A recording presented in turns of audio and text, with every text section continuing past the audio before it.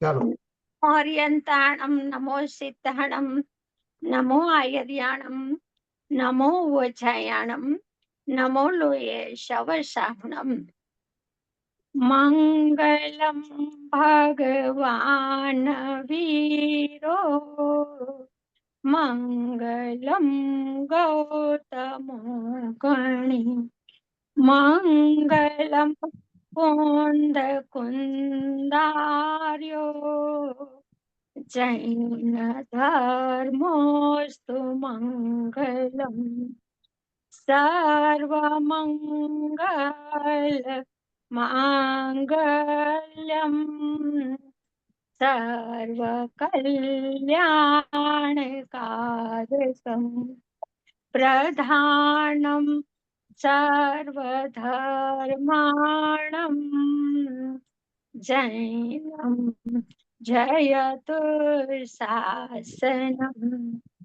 નમઃ સમય સારાય સ્વાનુભૂત્યા ચકાસતે ચિત સ્વભાવાય ભાવાય સર્વભાવાંતરસ્थिते. ઓમ નમઃ સિદ્ધેભ્યઃ. ઓમ નમઃ સિદ્ધેભ્યઃ. આ શ્રી પરમાગમ શાસ્ત્રનું પ્રવચનસાર પુસ્તકની 114 ગાથા એટલે પ્રવચનસારજીનો બીજો અધિકાર જ્ઞેય તત્વ પ્રજ્ઞાપન. આમાં 114 ગાથામાં ધ્યાનનું સ્વરૂપ બતાવવાના છે. પૂજ્ય ગુરુદેવ શ્રી આનું બહુ સુંદર રીતે વિશ્લેષણ કરશે. અંદર ઊંડાણમાં ધ્રુદળમાં જવાની વિધિ બતાવશે. એ અદ્વિતીય પુસ્તક છે. પૂજ્ય ગુરુદેવ શ્રીના પ્રવચનો છે. એનું પહેલું પેજ છે. 114 ગાથાનું મથાળું એમ કરેલું છે. એટલે જ્ઞેય તત્વ પ્રજ્ઞાપન. તો પ્રવચન સાર અને જ્ઞેય તત્વ પ્રજ્ઞાપન. તો ધ્યાનની પર્યાય છે એ જ જ્ઞાનની પર્યાય છે. જ્ઞાનની પર્યાય પોતે ધ્યાન છે. જ્યારે ધ્યેયનું ધ્યાન કરે છે એ જ્ઞાનની પર્યાયમાં જ થાય છે. તો ઈ જ્ઞાનની પર્યાય છે ઈ જ્ઞેયને જાણે છે. તો કેવા જ્ઞેય સ્વરૂપને જાણે છે? તો અહીંયા સ્ટાર્ટિંગમાં આખું પ્રમાણનું દ્રવ્ય સિદ્ધ કરશે, પરથી પૃથકતા બતાવશે, પરદ્રવ્ય અને પરભાવોથી ભિન્ન પોતાના દ્રવ્ય ગુણ પર્યાયમાં વસનારો વસ્તુ પોતે છે.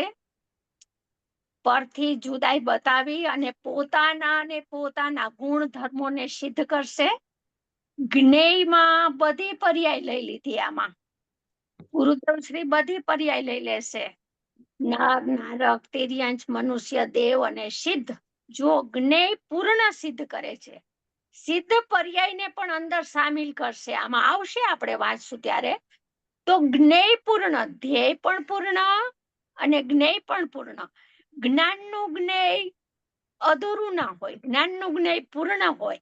હવે પૂર્ણ પરિણામી જ્ઞેયમાંથી જ ગુરુદેવ શ્રી ધ્યાનની વિધિ વડે ધ્યેયનું સ્વરૂપ બતાવશે કે ધ્યાન કોનું કરવું અને ધ્યાન કેમ કરવું, ધ્યાનની વિધિ શું, ધ્યાન કરે છે ત્યારે શું હોય છે. એ બહુ અદ્ભુત આ ધ્યાનના સ્વરૂપની ગાથા છે. હવે એક દ્રવ્યને અનન્યત્વ અને અનન્યત્વ, અન્યત્વ અને અનન્યત્વ હોવામાં જે વિરોધ, જો બંને ધર્મો પરસ્પર વિરોધ છે. અનન્યત્વ એટલે અન્વયપણું, એકરૂપપણું, અને અન્યત્વ એટલે ભિન્ન ભિન્નપણું, ન્યારા ન્યારાપણું, જુદું જુદું, સમયવર્તી. એક સમયે જે છે પરિણામ એ બીજે સમયે નથી, બીજે સમયે છે ત્રીજે સમયે નથી. અને અનન્યત્વ તો ધારાવાહિક છે, દરેક પરિણામની મધ્યમાં છે રહેલો અનન્યત્વ. પણ એક ટકતું તત્વ છે અને એક વિનાશિક તત્વ છે. આ બે સદ્રશ અને વિસદ્રશ બંને પરસ્પર વિરોધી ધર્મ છે. એનો વિરોધ દૂર કરે છે. તમને વિકલ્પમાં, વચનમાં વિરોધ લાગતો હોય તો કે છે વિરોધ નથી, વસ્તુનો બંને વસ્તુના પડખા છે, બંને વસ્તુનો સ્વભાવ છે, બંને પ્રમાણભૂત દ્રવ્યના બંને અંશો છે, એટલે વિરોધને દૂર કરે છે. એટલે જ્ઞાનમાં પ્રમાણભૂત દ્રવ્યને અંગીકાર કરે, સામાન્ય વિશેષાત્મક આખું પરિણામી દ્રવ્ય જ્ઞાનનું જ્ઞેય થાય છે. બધી પર્યાયો સહિતનું જ્ઞેય, પૂર્ણ જ્ઞેય, ધ્યેય પણ પૂર્ણ અને જ્ઞેય પણ પૂર્ણ, એવું પૂર્ણ જ્ઞેય જ્ઞાનમાં જ્ઞેયપણે થાય છે ત્યારે કે છે કે વિરોધ દૂર થાય છે. અર્થાત તેમાં વિરોધ નથી આવતો એમ દર્શાવે છે. કેમ કે બંને વસ્તુના ધર્મ છે. તો વસ્તુના ધર્મ છે એ ભલે પરસ્પર વિરોધી જેવા લાગે, પણ એક સાથે સંપીને રહેલા છે. બંને ધર્મોને પરસ્પર કોઈ વિરોધ નથી. અવિરોધતાથી સમ્યક જ્ઞાન વિરોધને ટાળે છે. સમ્યક પ્રમાણ જ્ઞાન છે વિરોધનો નાશ કરે છે, અને જેમ છે એમ જ્ઞાનનું જ્ઞેય સિદ્ધ કરે છે.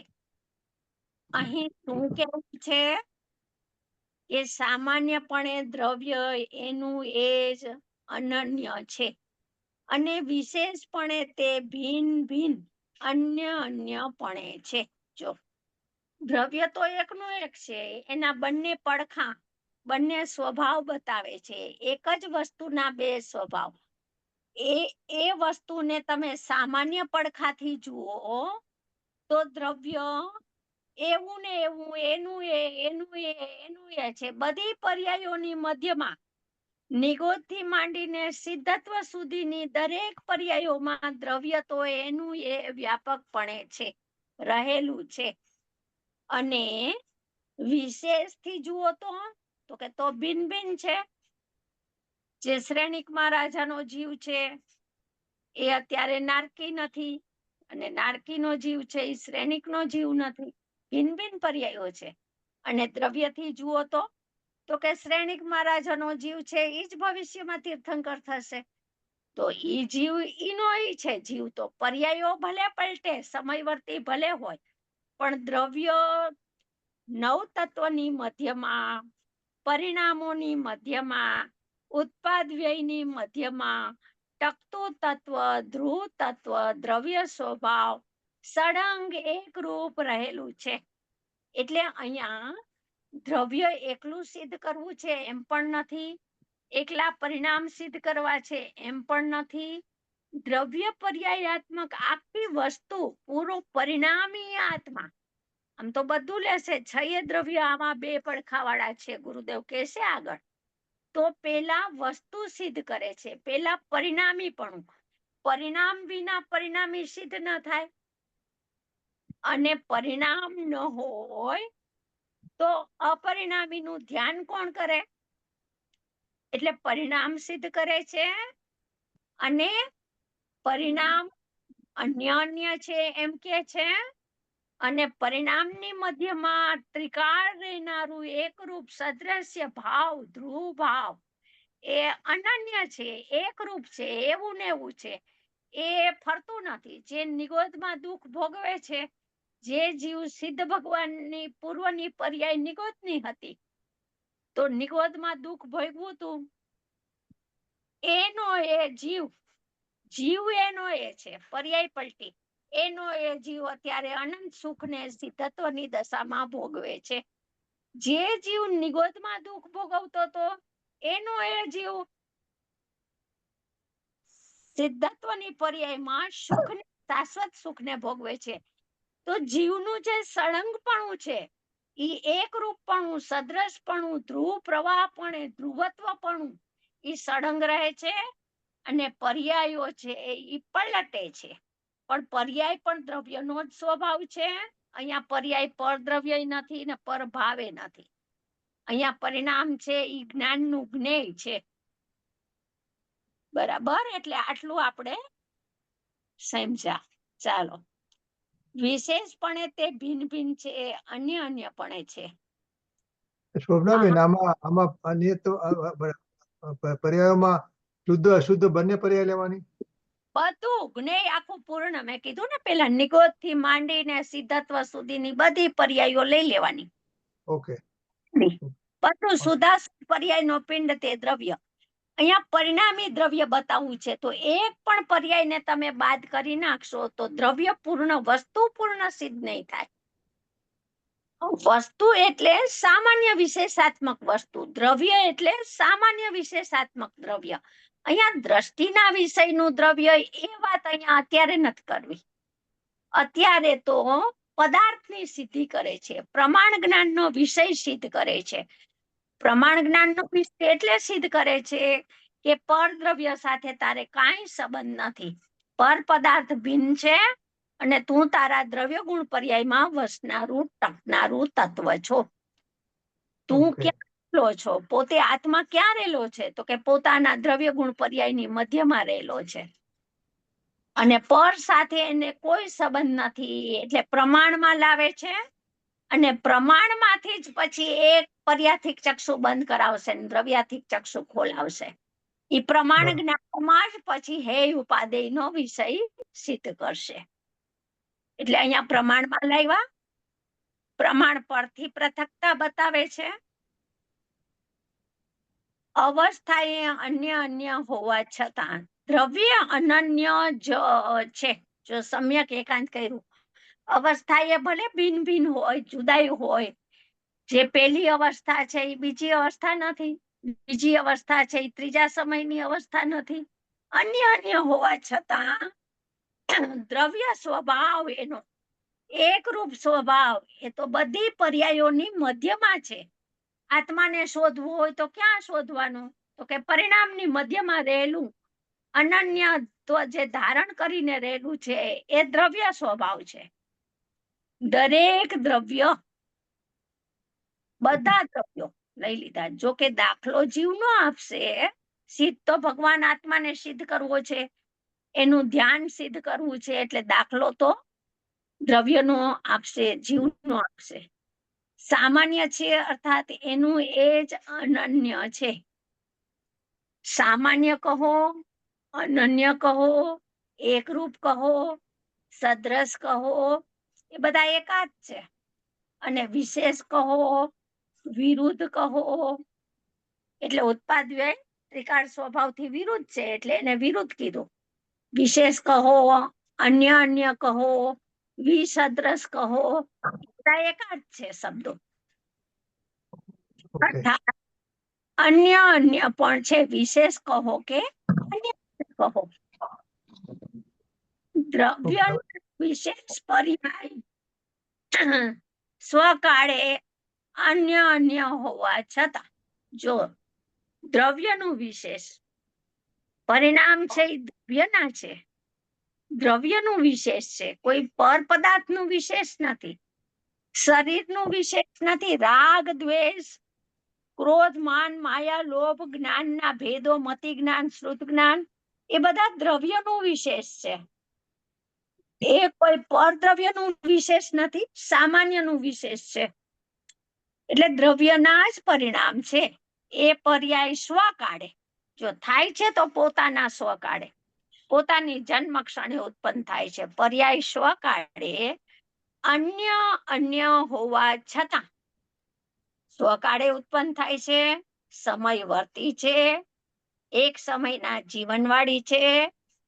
પર્યાયો સમય ટકીને વ્યય પામી જાય છે, બીજે સમયે બીજી છે.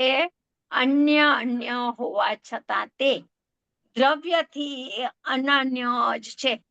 દ્રવ્યથી જોવામાં આવે તો દ્રવ્ય તો સળંગ દરેક પર્યાયની મધ્યમાં રહેલું એક રૂપ સામાન્ય તત્વ છે, અનન્ય છે. દ્રવ્યથી જુદું નથી, પર્યાયથી દ્રવ્ય જુદું નથી. દ્રવ્યથી જુદું નથી એટલે પદાર્થ કઈ પરિણામથી જુદો નથી. ભાઈ આ તો દરેક દ્રવ્યના સ્વરૂપનું કથન છે. બધા પદાર્થો જગતના જળ ચેતન બધા સામાન્ય વિશેષાત્મક છે. આ તો બધા દ્રવ્યના સ્વરૂપનું કથન છે. આ સ્વભાવ છે. વિભાવ પણ અહીંયા સ્વભાવ છે. અહીંયા વિભાવ નથી કેવો, સ્વરૂપ કેવું છે. એ પરિણામ પણ એના જે થવાના હતા એ થયા છે. એના સ્વકાળે જન્મ ક્ષણે થયા છે.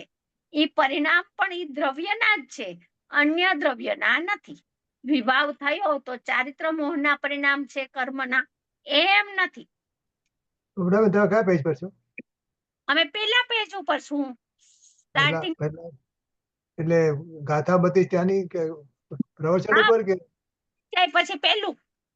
હા, અહીંયા છે? ગાથા સારની પૂરી થઈ ગઈ ને, પ્રવચન સારની ગાથા 114 નો ભાવાર્થ ને બધું પૂરું થયું ને પછી ઓકે. ગુરુ.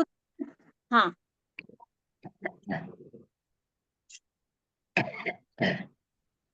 પછી 11 નંબરનું પેજ છે. આમ લખેલું નથી આમાં મારી બુકમાં, પણ પાછળ બાર આવે છે. આ બુક તમે આ બુક વાંચો છો કે બીજું કઈ વાંચો? હું બુક વાંચું છું, અદ્વિતીય ચક્ષુ. આ 13મું પાનું પ્રવચનનું. હા, તમે તમે 11 અલગ છો ને હું છું ને 11મા પાના ઉપર છું ને, હવે ફરીશ ને એટલે 12મું પાનું આવશે. ઓકે. હા, બુક છે મારી પાસે. તમે 11મું પાનું કાઢો રજનીભાઈ.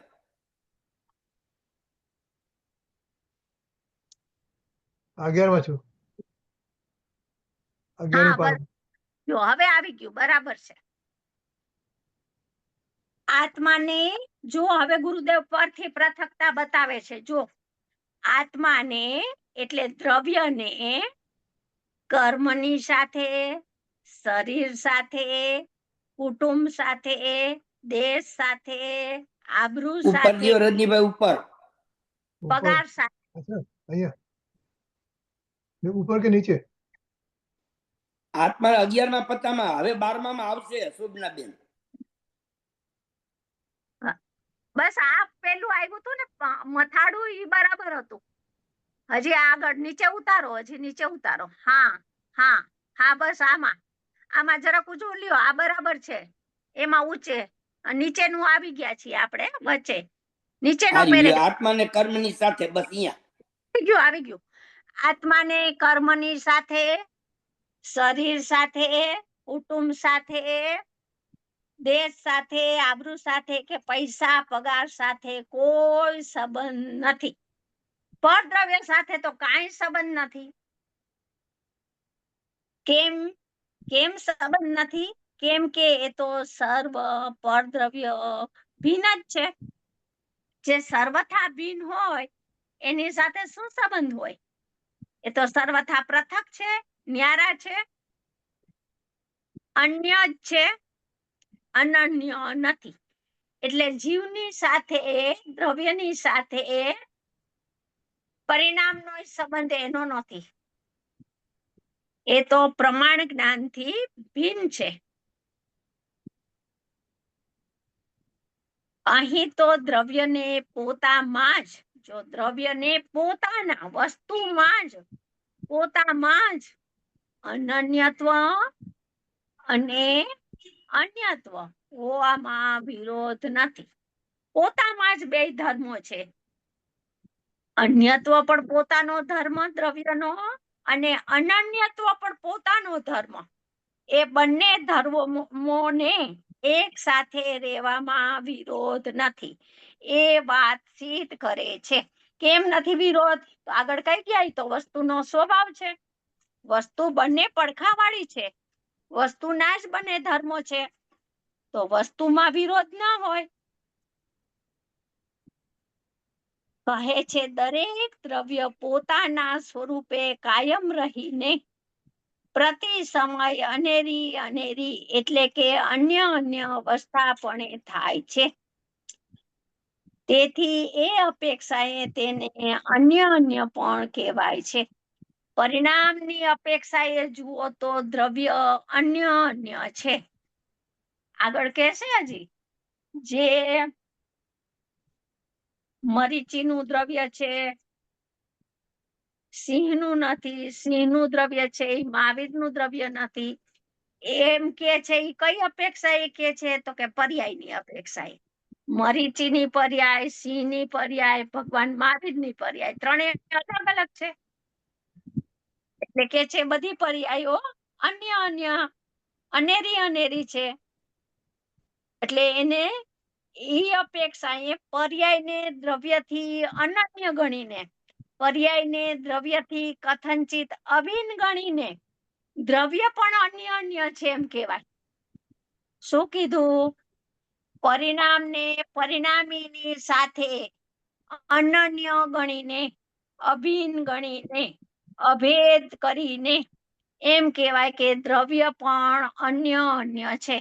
જે મરીચીનું દ્રવ્ય હતું, દુઃખ ભોગવતું હતું ને રખડતું હતું ચાર ગતિમાં, એ સિંહની પર્યાયમાં સમ્યક દર્શન પામ્યું તો એ દ્રવ્ય અલગ છે. અને ભગવાન મહાવીર થયા તો એ દ્રવ્ય અલગ છે. એ પર્યાયની અપેક્ષા એમ કહેવાય છે.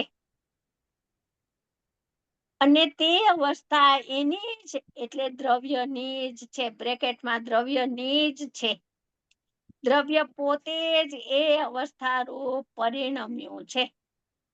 પોતાનું દ્રવ્ય એવી પર્યાયની યોગ્યતાઓ પડી હતી દ્રવ્યના ગર્ભમાં, એવી યોગ્યતા રૂપ પોતે દ્રવ્ય જ પરિણમ્યું છે. પર્યાય પરિણમી છે એમ નથી કહેતા. જુઓ, દ્રવ્ય પરિણમ્યું છે. આ પ્રમાણ જ્ઞાનના વિષયની વાત છે. આમાંથી જ શુદ્ધ નયનો વિષય કાઢશે. પ્રમાણની બાર તો નયનો વિષય હોય નહીં. પ્રમાણ જ્ઞાનમાં જ શુદ્ધ નયનો વિષય છે. એટલે પેલા પ્રમાણ જ્ઞાનનો વિષય સિદ્ધ કરે છે કે દ્રવ્ય પોતે જ આ બધી અવસ્થા રૂપે પરિણમ્યું છે. માટે તે પણ કહેવાય. જયારે પ્રમાણની વાત ચાલતી હોય ત્યારે આપણે પર્યાય પરિણામે છે એમ નહીં કહેવાનું, પણ દ્રવ્ય પરિણામે છે એમ કહેવાનું. હા, કહેવાય ને. હા, કેમ કે પર્યાયને દ્રવ્યથી અભિન્ન ગણી છે, અભેદ ગણીને દ્રવ્ય પરિણમે છે એમ કીધું તો બરાબર છે. હા, ત્યાં ભેદ નથી. આખું વિષય કેવું છે ને, જો જ્ઞાન ને જ્ઞાતા વસ્તુના ત્રણ ભાગોના વચનમાં છે, વસ્તુમાં નથી. એમ જેમ આવે છે ને એમ આમાં પણ ઉતારો. ઉત્પાદ ધ્રુવના ભેદ વચનમાં છે, વસ્તુમાં નથી. વસ્તુ આખો પરિણામી આત્મા છે. એમ પરિણામ અને પરિણામીના ભેદ વચનમાં છે, વિકલ્પમાં છે. પણ વસ્તુ પરિણામને અભેદ ગણીને જુઓ છો તો વસ્તુ જ પરિણમે છે. પોતે જ રાગદ્વેષ રૂપે પરિણમતો તો અજ્ઞાન અવસ્થા એ પોતે જ દ્રવ્ય હવે જ્ઞાન અવસ્થા થાય. સમ્યક દર્શન જ્ઞાન ચારિત્ર રૂપે આંશિક સુખ રૂપે પરિણમે એ દ્રવ્ય જ પરિણમ્યું છે એમ કહેવાય. હા, ઓકે. એટલે ટૂંકમાં જયારે આપણે પ્રમાણના દ્રવ્યની વાત કરતા હોઈએ ત્યારે પર્યાય પરિણમે છે એમ નહીં કહેવાનું, પણ દ્રવ્ય પરિણમે છે એમ કહેવાનું. હા, આખી વસ્તુ અનન્ય કીધી ને, અનન્ય કીધી, જુદાઈ નથી કહેતા. એ તો તમે પર્યાય એક લ્યો તો પર્યાય અન્ય છે, જુદી જુદી. પણ વસ્તુ તમે જુઓ તો ગુણ પર્યાય જેમાં વસેલા છે એ પોતે આખી વસ્તુ છે. પોતાના ધર્મોમાં પોતે વસ્તુ વિશે છે, રમે છે. પોતાના ધર્મોમાં જ પોતાની વસ્તુ ક્રીડા કરે છે. એ તો વસ્તુ જ આખી એવી છે. એક પત્રંકમાં આવે છે કે દ્રવ્ય છે ઉઘડતું ને રમતું ને હજી એક ત્રીજો શબ્દ છે, એવું દ્રવ્ય દેખાય છે. હા, લીધો આવી વાત આખી દુનિયાની આમ વહેંચણી કરી નાખી. જો પોતાના દ્રવ્ય ગુણ પર્યાયનો સ્વીકાર કરે તો પણ દુનિયાની જગતથી નિરાળો થઈ ગયો, જુદો થઈ ગયો. કે એનો તો હું એનાથી નિરાળો છું, તો એનો હું કરતા ધરતા નથી. એને હું કોઈ ફેંકી શકતો કે કરી શકતો નથી. બહારના જે કાર્યો થાય છે એને હું નથી કરી શકતો. વાણી ભાષા બોલાય છે એનો કરનારો હું નથી. હાથ પગ ચાલે છે એ મારા નથી ચાલતા, હું એનો કરનારો નથી. કરતા બુદ્ધિ છૂટે કઈ પર પદાર્થ બોધો કેટલો બધો હટી ગયો, કેટલો નિર્ભાર થઈ ગયો. આવું તત્વ નક્કી કર્યું કે હું મારા ગુણ પર્યાયમાં વસનારો છું, હું પર પદાર્થમાં કદી ગયો નથી. તો કર્મથી પણ છૂટો પડી ગયો કે ગમે એટલો કર્મનો તીવ્ર આવે માટે અહીંયા તીવ્ર મિથ્યાત્વ થાય છે એમ નથી. એ પોતાની યોગ્યતાથી દ્રવ્ય પરિણમ્યું છે મિથ્યાત્વ રૂપે. બરાબર. આહા, શું સૂક્ષ્મ તત્વજ્ઞાન કહે છે કે પર્યાયમાં જીવને નારકીય આદિ અનેકપણું હોવા છતાં જીવ અનન્ય છે. પર્યાયમાં નારકી આદિ કહીને બધા પરિણામ લઈ લીધા. આદિ કહેતા બધા પરિણામ. એવું વિધવિધપણું હોવા છતાં, અનેકપણું હોવા છતાં જીવ અનન્ય છે. જીવ પરિણામથી બહાર ન હોય. જીવ પરિણામથી મધ્યમાં રહેલું દ્રવ્ય છે. સોનું ક્યાં રહેલું છે? તો કે સોનાના ઘાટમાં છે. ઘાટની બહાર સોનું ગોતવા જાવ તો ના મળે.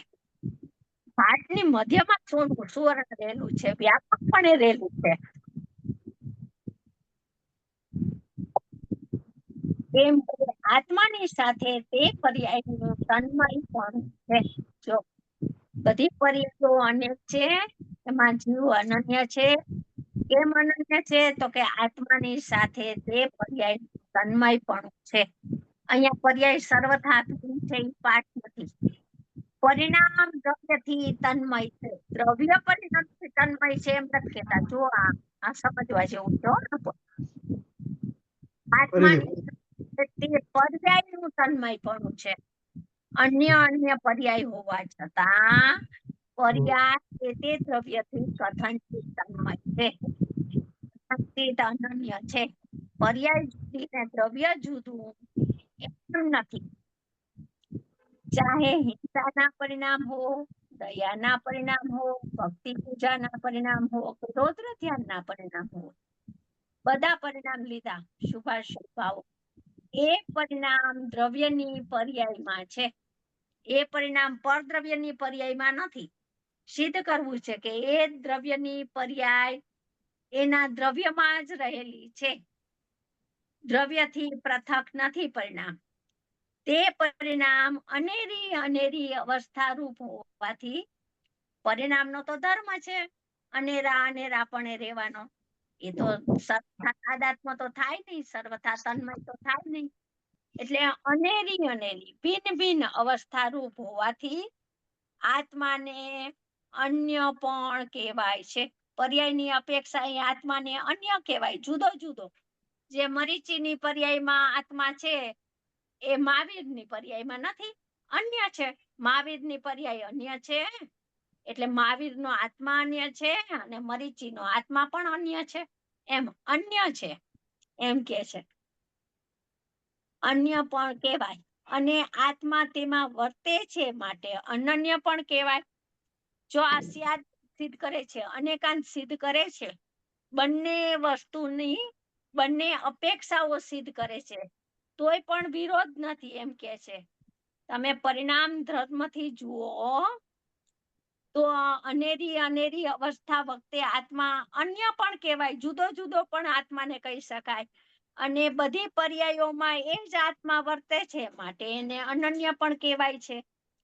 આત્માને પર પદાર્થની સાથે કાંઈ સંબંધ નથી, કેમ કે તે પર પદાર્થ તો તદ્દન અન્ય જ છે. જુદા છે સર્વથા. દ્રવ્યથી જુદા, ક્ષેત્રથી જુદા, કાળથી જુદા, ભાવથી જુદા, સર્વથા પૃથક છે પર પદાર્થ, અનન્ય નથી. એટલે એના દ્રવ્યમાં નથી અનન્ય, એટલે વસ્તુમાં નથી પર પદાર્થ. અહીં તો પ્રત્યેક દ્રવ્યની પર્યાય અન્ય થતી ઉપજતી દ્રવ્યથી અનન્ય છે એમ કહે છે. પ્રત્યેક દ્રવ્ય છ દ્રવ્યો અનંત પદાર્થોની દરેક દ્રવ્યની પર્યાય અન્ય થતી ભિન્નપણે ઉપજતી દ્રવ્યથી અનન્ય છે એમ કહે છે. દ્રવ્ય પર્યાયથી અનન્ય છે એમ નહીં, પર્યાય દ્રવ્યથી અનન્ય છે એમ કહે છે. પર્યાય ક્ષણિક તાદાત્મ છે. દ્રવ્ય પર્યાય સર્વથા જુદો નથી. આ એક હાથ જમણો જુદો ને ડાબો જુદો એવી જુદાઈ નથી. આ જે અન્ય છે તે અનન્ય છે એમ અહીં અવિરોધપણે સિદ્ધ કરે છે. જે અન્ય છે તે જ અનન્ય છે. વસ્તુના તો બે ધર્મો છે, એક જ પદાર્થ છે. વસ્તુ છે ઈ બે પડખા વાળી છે, તો અન્ય પડખું પણ વસ્તુનું છે ને અનન્ય પડખું પણ વસ્તુનું છે. એટલે કે છે અન્ય છે તે અનન્ય છે, અન્ય છે જે ભિન્ન ભિન્ન છે એ જ અનન્ય છે. બીજું કોઈ પડખું બીજો કોઈ તો અનન્ય છે બીજા પદાર્થનું એ નથી. જે વસ્તુ અનન્ય છે એ જ વસ્તુ અનન્ય છે, એક જ વસ્તુ. એમ અહીં અવિરોધપણે સિદ્ધ કરે છે. ત્યારબાદ સમ્યક જ્ઞાન વિરોધને ટાળે છે. ગાથા 114 ટીકા ઉપરનું પ્રવચન. ખરેખર સર્વ વસ્તુ જોયું, દ્રવ્ય શબ્દ ન વાપરતા વસ્તુ કીધી. સર્વસ્ય હિ વસ્તુ નઃ એમ કહ્યું. કેમ? કેમ કે એમાં અનંત શક્તિઓ વસેલી છે.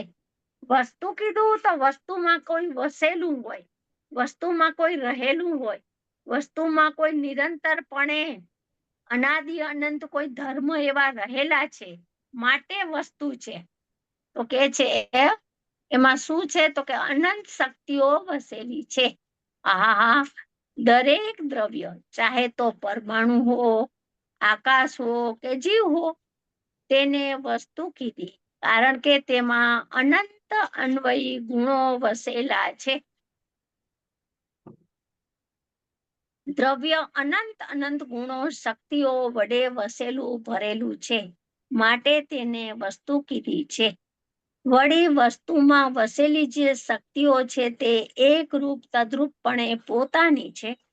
વસ્તુમાં અનંત શક્તિઓ છે, વસેલી છે, પણ ઈ શક્તિઓ કેવી છે? તો કે એકરૂપ છે, વસ્તુથી તદ્રુપપણે છે, પોતાની છે, પોતામાં રહેલી છે ને પોતાની છે.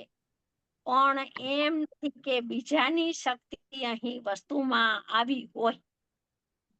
દૂધમાં ખાંડ ભેગી કરો અને દૂધમાં ચોખા નાખો અને ખીર બનાવો, તો ખાંડ ચોખામાં ભળી ગઈ ને દૂધમાં ચોખા ભળી ગયા અને ચોખામાં દૂધ ભળી ગયું, એમ નથી. દરેક વસ્તુ ત્યારે પણ પોતપોતાની શક્તિઓથી તદ્રુપ છે. પોતપોતાની વસ્તુ પોતપોતાના સ્વભાવથી વસેલી છે. બીજાની શક્તિઓ બીજામાં આવી જાય છે એમ નથી. બીજાની શક્તિ અહીં વસ્તુમાં આવી હોય, વસ્તુની શક્તિ બીજાની શક્તિમાં જઈને વસી હોય, એમ નથી. જુઓ આ વસ્તુનું સ્વરૂપ. આટલી દરેક દ્રવ્યની સ્વતંત્રતા સિદ્ધ કરે છે. તો આ મફતનો કરતા બુદ્ધિથી પાગલ થઈ ગયો છે ને, મોહી મૂર્છિત થઈ ગયો છે કે હું કરું તો જ થાય. દરેક દ્રવ્ય પોતાના ગુણ પર્યાયમાં વસેલું છે, તો એ બીજામાં જવાની એની શક્તિ જ નથી, તો એ શું કરે બીજાનું? જુઓ આ વસ્તુનું સ્વરૂપ. નજીકમાં નજીક પોતાનું કે સ્ત્રી પુત્ર પરિવાર એ સર્વ તદ્દન જુદી ચીજ છે. તદ્દન જુદી ચીજ છે, સર્વથા પૃથક છે. જ્યારે દ્રવ્યનું વિશેષ એટલે દ્રવ્યના પરિણામ, વિશેષ એટલે પરિણામ, જ્યારે દ્રવ્યનું વિશેષ અન્ય અન્ય હોવા છતાં, પૃથક પૃથક, ન્યારું ન્યારું, ભિન્ન ભિન્ન હોવા છતાં તે દ્રવ્યથી અનન્ય છે. પરિણામ દ્રવ્યથી અનન્ય છે. અહીંયા ક્યાંય દ્રવ્ય પરિણામથી અનન્ય છે એમ નથી કહેતા. પરિણામ પરિણામીથી કથનચિત અભિન્ન છે, એ વાત સિદ્ધ કરે છે. શોભનાબેન, આપણે એમ એને કહીએ કે દ્રવ્ય પરિણામથી અનન્ય છે, એમ કહેવામાં વાંધો શું આવે? દ્રવ્ય પરિણામથી અનન્ય થઈ ગયું તો પરિણામ તો અન્ય અન્ય થયા કરે છે, તો દ્રવ્ય અન્ય અન્ય થઈ જાય ને. એકરૂપ રીએ, સળંગ રીએ, ધારા પ્રવાહિક રીએ, ધ્રુવપણે રે. તો દ્રવ્ય તો ધ્રુવપણે છે, સળંગ છે, ધારાવાહિક છે, એનું એ છે. તો પર્યાય તો ભિન્ન ભિન્ન થાય છે, તો દ્રવ્ય પર્યાયથી અભિન્ન થઈ ગયું હોય તો પછી દ્રવ્ય પણ અન્ય અન્ય થઈ જાય, તો દોષ આવી જાય. અહીંયા તો અવિરોધ સિદ્ધ કરે છે, દોષને દૂર કરે છે. ને પર્યાયના નાશથી દ્રવ્યનો નાશ થાય.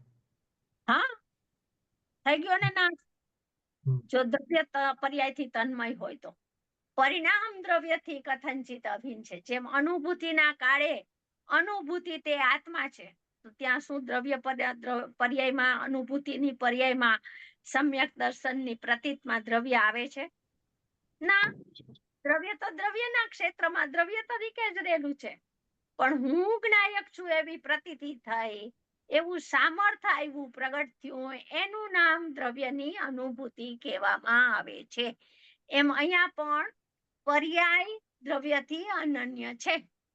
ભલે પર્યાય સ્વભાવ પોતાનો અન્ય છે, પણ એ પરિણામ દ્રવ્યના છે, એ પરિણામ જીવના છે, એ પરિણામ પર પદાર્થના છે એમ કેવું નથી. પરથી છૂટું પાડવું હોય ત્યારે પરિણામ અને પરિણામીની એક સત્તા જ સિદ્ધ કરે, ત્યારે પરિણામ છે એ પરિણામીના જ છે એમ સિદ્ધ કરે. અને જ્યારે નયમાં આવો, શુદ્ધ નયમાં આવો, ત્યારે પરિણામ અલગ દ્રવ્ય છે અને ત્રિકાળી ધ્રુવ અલગ દ્રવ્ય છે. બંનેની સત્તા ભિન્ન છે, બંનેના પ્રદેશ ભિન્ન છે, બંનેના ક્ષેત્ર ભિન્ન છે, બંનેના ભાવ ભિન્ન છે. ત્યારે દ્રવ્ય પર્યાયની વહેંચણી, એના વચ્ચે ભેદ જ્ઞાન કરાવવું હોય ત્યારે અહીંયા તો પદાર્થની સિદ્ધિ કરવી છે, વસ્તુની સિદ્ધિ કરવી છે, પરિણામીની સિદ્ધિ કરવી છે. એટલે પરિણામીમાં પરિણામ તો હોય, પરિણામીને સિદ્ધ કરો ને પરિણામ ન હોય તો પરિણામી જ સિદ્ધ ન થાય. બરાબર. જુઓ આ વસ્તુનું સ્વરૂપ નજીકમાં નજીક પોતાનું શરીર કે સ્ત્રી પુત્ર પરિવાર એ સર્વ તદ્દન જુદી ચીજ છે. જ્યારે દ્રવ્યનું વિશેષ અન્ય હોવા છતાં તે દ્રવ્યથી અનન્ય છે, કેમ કે તે વિશેષ એટલે પર્યાય, વિશેષ એટલે પર્યાય, દ્રવ્યથી જુદી ચીજ નથી. જેમ જુદું દ્રવ્ય તદ્દન અન્ય છે, તેમ અનેરી થવા છતાં પર્યાય તદ્દન અન્ય જ છે એમ નથી. ભલે પર્યાયનો સ્વભાવ અન્યપણે થવાનો હોવા છતાં દ્રવ્યથી સર્વથા પરિણામ પૃથક છે. દ્રષ્ટિનો વિષય અહીંયા જો કોઈ લે તો આ વસ્તુ ના સમજાય. પ્રમાણનો વિષય સિદ્ધ કરે છે, અહીંયા દ્રષ્ટિનો વિષય સિદ્ધ નથી કરવો. અહીંયા પરથી પૃથકતા બતાવી અને વસ્તુ સિદ્ધ કરે છે, પરિણામી દ્રવ્ય સિદ્ધ કરે છે, પ્રમાણનું દ્રવ્ય સિદ્ધ કરે છે. પછી હવે ભેદ જ્ઞાન હવે અંદરનું કરાવશે. જો કે પહેલા નહોતી અને થઈ છે એ અપેક્ષા અહીંયા અન્ય પણ કહેવાય. પહેલા એ પર્યાય નહોતી, નવી ઉપજી માટે એ અન્ય છે એમ પણ કહેવાય. અને છતાં અન્ય હોવા છતાં તદ્દન ભિન્ન છે દ્રવ્યથી પર્યાય એમ પણ નથી. દ્રવ્ય તેમાં વર્તે છે, પરિણામની મધ્યમાં જ દ્રવ્ય રહેલું છે. પણ દ્રવ્ય છે એ ક્યાં રહે છે? પોતાના પરિણામમાં વર્તે છે, માટે અનન્ય પણ છે. કહે છે ખરેખર સર્વ વસ્તુ સામાન્ય વિશેષાત્મક હોવાથી.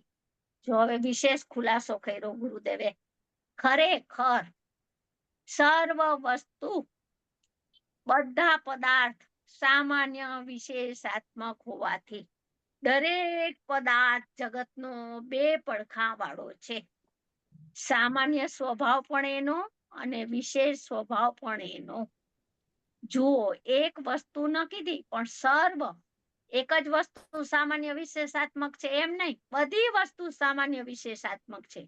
સર્વ એટલે અનંત વસ્તુ કહી, તે અનંત વસ્તુ દરેક પોતે પોતાથી સામાન્ય વિશેષાત્મક છે. તો પર સાથે કોઈ સંબંધ નથી, કાઢી નાખ્યું. દરેક વસ્તુ પોતાના આધારે પોતે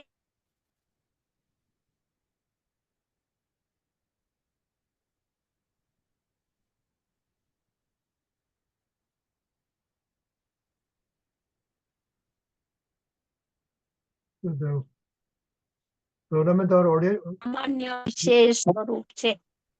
સ્વતઃ કોઈથી કરાયેલું નથી. સ્વતઃ સામાન્ય વિશેષ બે પડખાવાળી વસ્તુ છે. ત્યાં જેમ સામાન્યપણું એકરૂપપણું સ્વનું છે, તેમ વિશેષપણું પણ સ્વનું છે. ત્યાં સામાન્યપણું છે, સામાન્યપણું કહો, એકરૂપપણું કહો, એ વસ્તુનું જ છે. સ્વનું એટલે પદાર્થનું છે. તેમ વિશેષપણું સ્વનું એટલે પદાર્થનું જ છે. પર્યાય કાંઈ પરના સંયોગે કે પર વડે થાય છે એમ નથી. દરેક દ્રવ્યની તે સમયની તે વિશેષ અવસ્થા.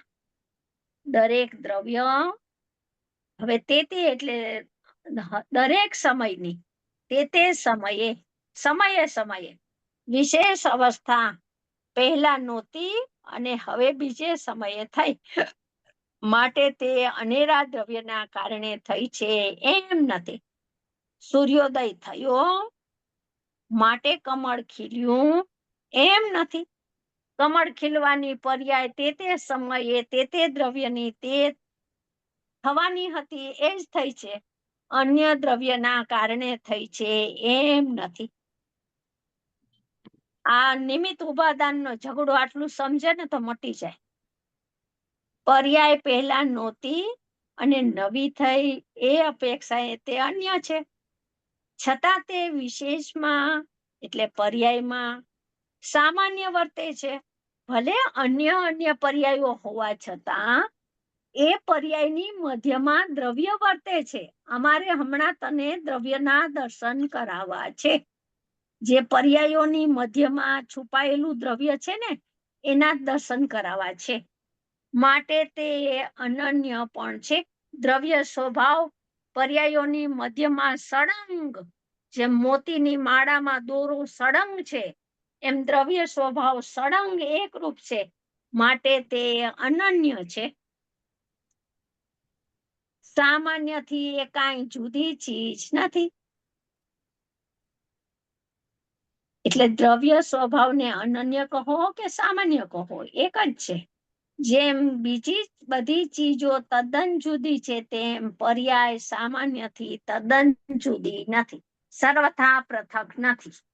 એ પરિણામ છે એ દ્રવ્યના જ છે. જો એક આત્માને અને બીજા આત્માને પરસ્પર કાંઈ સંબંધ નથી. દરેક પદાર્થ સ્વતંત્ર છે. દરેક પદાર્થ અસહાય નિસહાય છે. કોઈ સંબંધ નથી. બંને સામાન્યપણે એક અને વિશેષપણે જુદા એમ નથી. બંને બે આત્મા છે તો બંને આત્મા સામાન્યપણે એક સરખા છે, એક સમાન છે, પણ બંને થઈને એક છે આત્મા એમ નથી. બધા આત્માઓ જુઓ તો સમાન તો છે, પણ એક નથી. જો અહીંયા એકનો નિષેધ છે, એટલે કોઈ એવો મત છે જૈન દર્શન સિવાય 363 પાખંડ છે, એમાં એક મત એવો છે કે બધા આત્માઓ એક છે એમ માને છે. પછી વેદાંત હોય તોય મને નથી ખબર, સર્વવ્યાપક માને છે ને એક છે. અહીંયા કે છે એક સરખા છે બધા આત્મા, પણ એક નથી. દરેક આત્મા પોતાની સત્તામાં પોતાના ક્ષેત્રમાં ભિન્ન ભિન્ન રહેલો છે. બંને સામાન્યપણે એક અને વિશેષપણે જુદા એમ નથી. તથા તેઓ સામાન્યપણે જુદા અને વિશેષપણે એક એમ પણ નથી. સામાન્યપણે બધા દ્રવ્ય જુદા જુદા ને વિશેષપણે બધા દ્રવ્ય એક એમ પણ નથી. શું કીધું એ કે અનંત જે બીજા આત્મા અને અનંત જે પરમાણુ છે તે બધા આ આત્માથી સામાન્યપણે જુદા અને વિશેષપણે એક છે એમ પણ નથી. કોઈ અપેક્ષાએ પર પદાર્થ સાથે સામાન્ય કે વિશેષ કોઈ પણ પ્રકારે બીજા દ્રવ્યો સાથે દરેક દ્રવ્યને કોઈ સંબંધ નથી. દરેક પદાર્થ સ્વતંત્ર સ્વતઃ સિદ્ધ પોતાના દ્રવ્ય ગુણ પર્યાયમાં રહેનારો છે.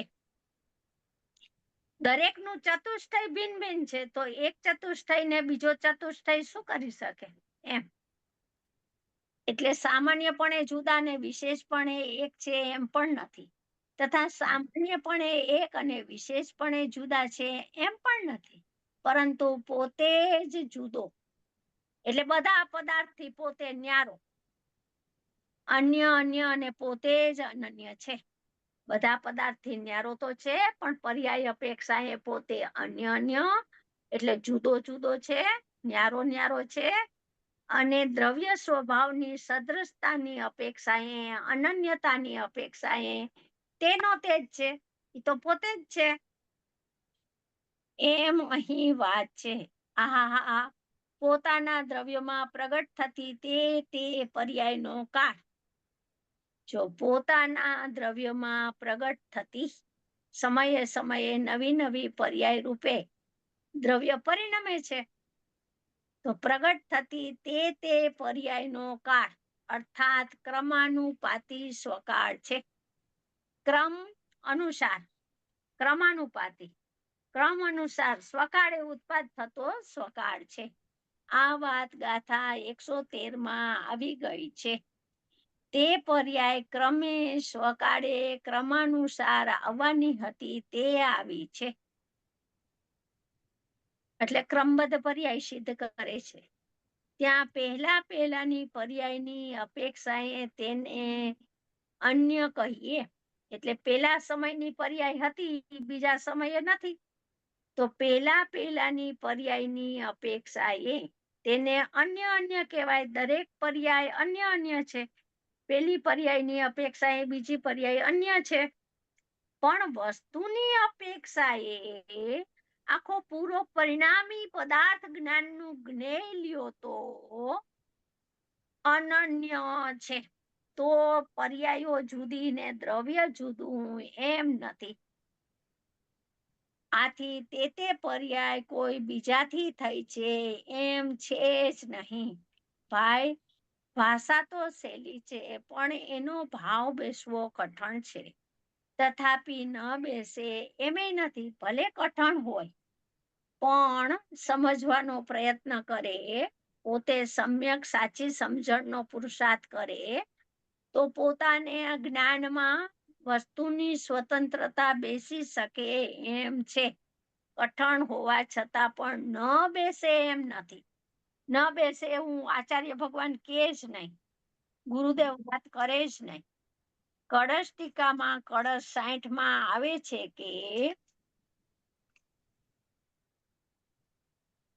ભેદ જ્ઞાન આત્મજ્ઞાન સાચે જ કઠણ છે. 60 નંબરની કળશ ટીકામાં 60મો શ્લોક છે ને, તો એમાં એમ કીધું છે કે ભેદ જ્ઞાન એટલે આત્મજ્ઞાન, ભેદ જ્ઞાન એટલે વિકલ્પ નહીં, સાચે જ કઠણ છે. ઓલો કળશ છે ને કે સ્વાભાવિક જ્ઞાનથી જોવામાં આવે તો, સ્વભાવથી જોવામાં આવે તો પાણી ઉષ્ણ થયું નથી, અગ્નિ ઉષ્ણ છે. એ 60 નંબરના કળશમાં છે. તો અહીંયા કે છે આત્મજ્ઞાન સાચે જ કઠણ છે. તો પણ સ્વરૂપનું વેદન કરતા ભિન્નપણાનો સ્વાદ આવે છે. સ્વરૂપનું વેદન કરતા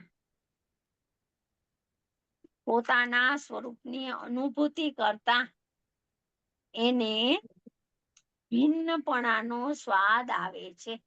બધાથી પૃથકતા એને અનુભૂતિમાં ખ્યાલમાં આવે છે. બધાથી મારી નાસ્તી છે, બધાથી હું ભિન્ન છું એવું એને ખ્યાલમાં આવે છે.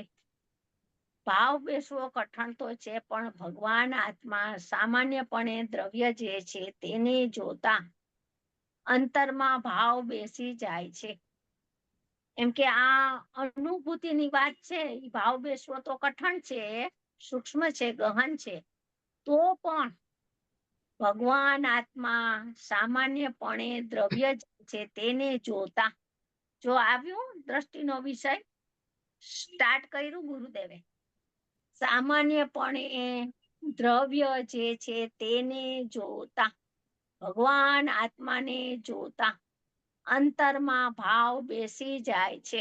શરત મૂકી દીધી કે ભગવાન આત્માને જુઓ તો આ અનુભૂતિ કઠિન નથી, તો ભેદ જ્ઞાન કઠણ નથી, પણ તો આ અંતરના ભાવ બેસી જાય છે.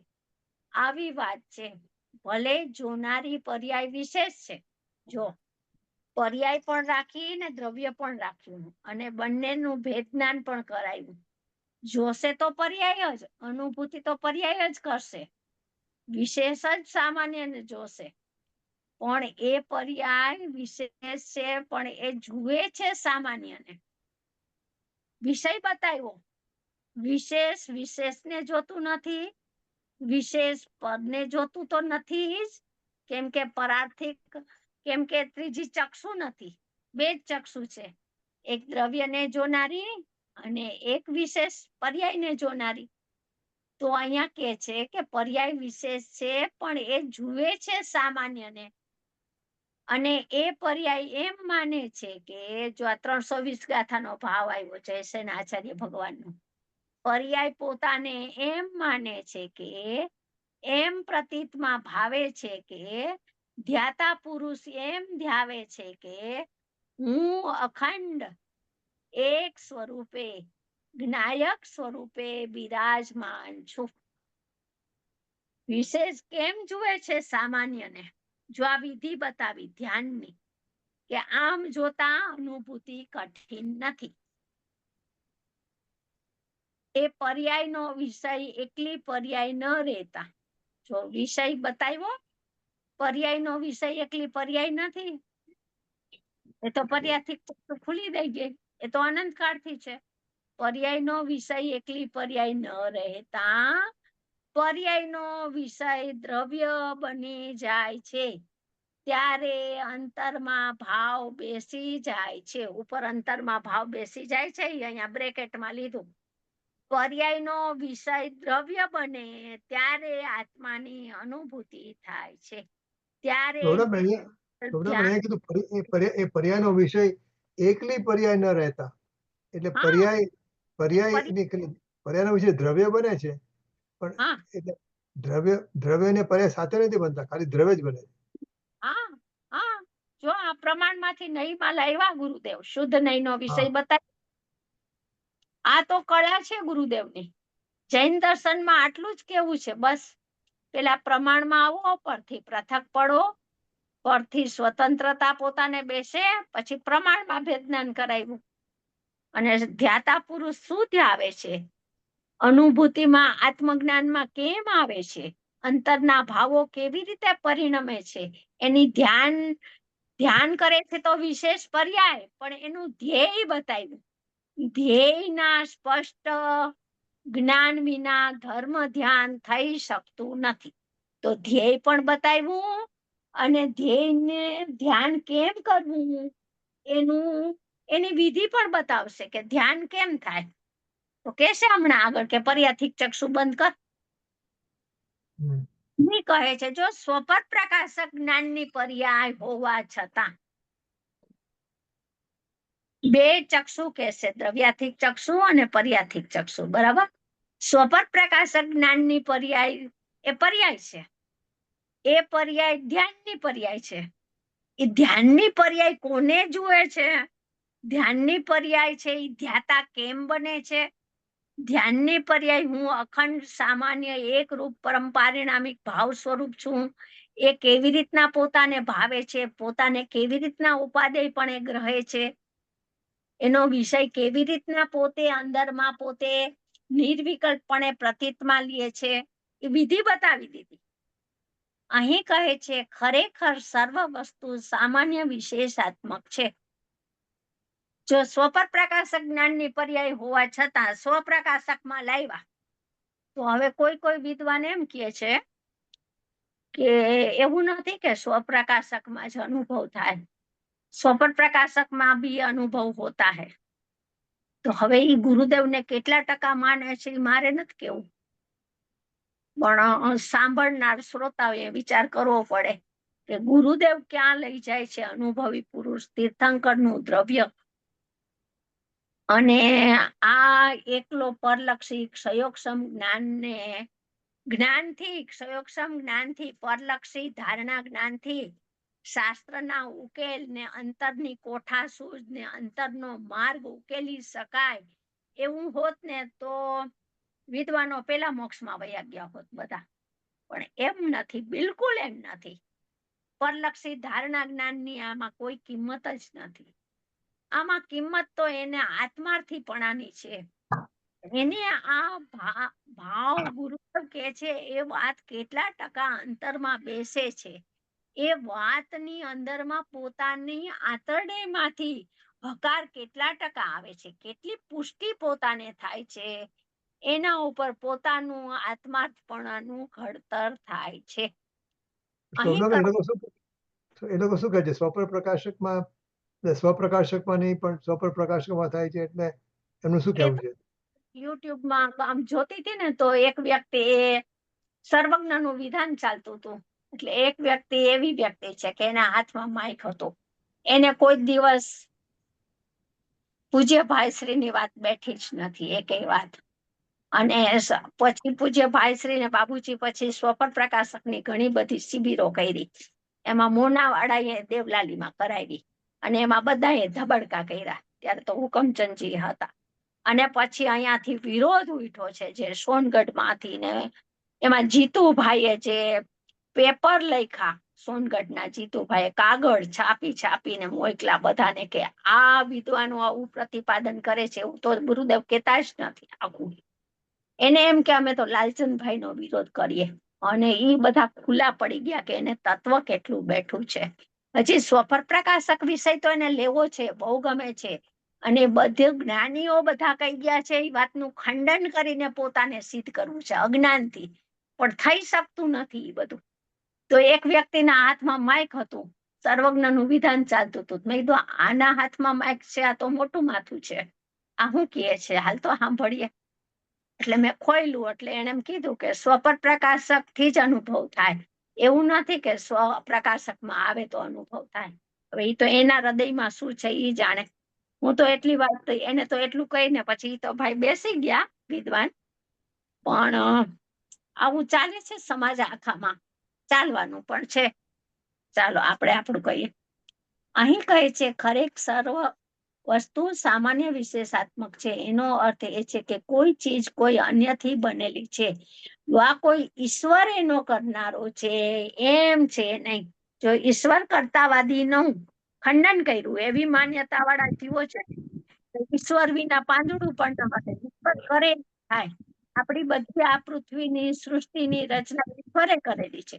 અહીંયા કહે છે કે દરેક પદાર્થ છે સ્વતઃ સિદ્ધ સ્વતંત્ર છે, પોતાથી બનેલો છે, અન્યથી બનેલો નથી. એક દ્રવ્ય બીજા દ્રવ્ય પર્યાય કરી શકે છે એમ નથી. સર્વ વસ્તુ સામાન્ય વિશેષાત્મક છે, એટલે કે કાયમ રહેવાની અપેક્ષા એ સામાન્ય અને અપેક્ષા એ વિશેષ છે. જો બંને ભાવ લઈ લીધા, ઉત્પાદિત દ્રવ્ય લઈ લીધું, કાયમ રહેવાની અપેક્ષા એ સામાન્ય છે એનો સ્વભાવ વસ્તુનો, અને એની વસ્તુ સમયે પટે છે. બીજી પેલી પર્યાયે થોડું દુઃખ ભોગવું. માનો કે કેન્સર થયું, ખબર પડી કે શરીરમાં કેન્સર થયું છે, તો એટલું દર્દ નહોતું, અને જયારે દેહ છૂટવાનો હતો સમય, ત્યારે ઘણું બધું દર્દ હતું. તો પેલી પર્યાયે દર્દ એટલું નહોતું ભોગવ્યું, દુઃખ એટલું નહોતું ભોગવ્યું, અને છેલ્લી પર્યાયે ઘણું બધું દુઃખ ભોગવ્યું. તો એ છે એ સામાન્ય વિશેષાત્મક હોવા છતાં પણ પલટવાની અપેક્ષા એ વિશેષ છે, જુદી જુદી છે. બધી પર્યાય એક છે એમ નહીં. પેલી પર્યાયમાં ઓછું દુઃખ હતું ને પછી છેલ્લી પર્યાયમાં તો અનંત દુઃખ છે. તો બે દુઃખની પર્યાયો જુદી જુદી છે. પલટવાની અપેક્ષા એ વિશેષ છે. સામાન્ય અને વિશેષ એમ બે થઈને દ્રવ્યનું સ્વરૂપ છે. દરેક વસ્તુનું સ્વરૂપ. અહીંયા તો જીવને સિદ્ધ કરવો છે, જીવને જીવનું ધ્યાન કેમ થાય એ વાત કરવી છે. એટલે આપણે તો આપણી જ વાત કરશું, બાકી બધા દ્રવ્યોનો આવો સ્વભાવ છે, આવું સ્વરૂપ છે. આગળ પણ એનું સ્વરૂપ બે રૂપે છે એમ આવશે. દરેક પદાર્થ બે સ્વભાવ વાળો છે, બે રૂપ વાળો છે. પરને એને કાંઈ સંબંધ નથી. આત્માને પરની સાથે સંબંધ નથી અને પરને આત્માની સાથે કાંઈ સંબંધ નથી. હવે આપણે આ 17 પેજ થી પછી આગળનું આવતા વીકે લેશું આપણે. ચાલો. હા, શોભનાબેન જય જિનેન્દ્ર. હા, જય જિનેન્દ્રભાઈ. હા, શોભનાબેન, આમાં તમે જે 320 ગાથાની જે વાત કરી ને કે પર્યાય એમ બોલે છે કે હું એમ કે ધ્યાતા પુરુષ એમ ધ્યાવે છે, હા હા એટલે એના ઉપરથી આપણે એમ કહી શકાય કે જ્યાં સુધી પર્યાયમાં હું પર્યાય છું એવો ધ્વનિ છે ત્યાં સુધી અનુભવ નથી, પણ પર્યાય જ્યારે એમ કે હું દ્રવ્ય છું ત્યારે અહીંયા અનુભવ હોય છે, એમ લઈ શકાય. હા, અને જ્યાં સુધી પર્યાય એમ ભાવે છે કે હું પર્યાય છું ત્યાં સુધી પર્યાય પર સમય છે, અજ્ઞાની. બરોબર, પર સમય. બરોબર. હા, અને જ્યારે એમ ભાવે છે કે હું સકલ નિરાવરણ એક અખંડ પરમાત્મા દ્રવ્ય છું એવી બરોબર. અનુભૂતિ થાય છે ત્યારે પર સમય થયો. બરોબર. અને બીજું આમાં આપણે હમણાં આપણા પ્રવચનમાં આપણે તમે એક 60 નંબરના કળશનો એક રેફરન્સ આપ્યો હતો કે સ્વરૂપગ્રહી જ્ઞાન, કે જે વખતે પાણી ઉષ્ણ થયું તે વખતે ઉષ્ણતા તો પાણીની છે, અગ્નિની શીતળતા છે. આ સ્વરૂપગ્રાહી જ્ઞાન એમ શું હોય? સ્વરૂપગ્રહી જ્ઞાન એમાં 60 નંબરના કળશમાં એ શબ્દ છે, પણ મારે તો એમ મારે પૂછવું હતી કે શ્રીમદ રાજચંદ્ર એ જયારે રાણપરમાં એ ગ્રહસ્થને ત્યાં દૂધીનું શાક જોયા વગર ચાખ્યા વગર જે દૂધીના રેસા ફાટી ગયા એમ જોયું તો એને મીઠાની ખારાશ અને દૂધીનો સ્વભાવ જોયો ને, એમ કહેવાય. હા, એમાં મીઠું વધારે છે, લવણ વધારે છે એમ ખ્યાલ આવી ગયો. ખ્યાલ આવી ગયો એટલે એને ઈ સ્વરૂપગ્રહી જ્ઞાન. બરોબર ને? ઈ સ્વરૂપગ્રાહી જ્ઞાન. બહુ સરસ. Thank you. જય જિનેન્દ્ર બેન. હા, જય જિનેન્દ્ર. તમારે હવે જીનવાણી લેવી છે? હવે આપણે જય હો બોલાવી દઈશું ને? હા, જીનવાણી. માનસે સુજેલો કાલો સોવાણી મસ્તક નમો પરમ મંગલકારી કલ્યાણકારી વિતરાગી જીનવાણી માત અનંત અધ્યાત્મ મૂર્તિ કૃપાળુ કહાન ગુરુદેવનો જય હો. પ્રશમ મૂર્તિ પૂજ્ય ભગવતી માતનો જય હો. દિગંબર જૈન ધર્મનો જય હો. જય જયકાર હો. બધાને સાદર જય જિનેન્દ્ર. શોભનાબેન જય જિનેન્દ્ર.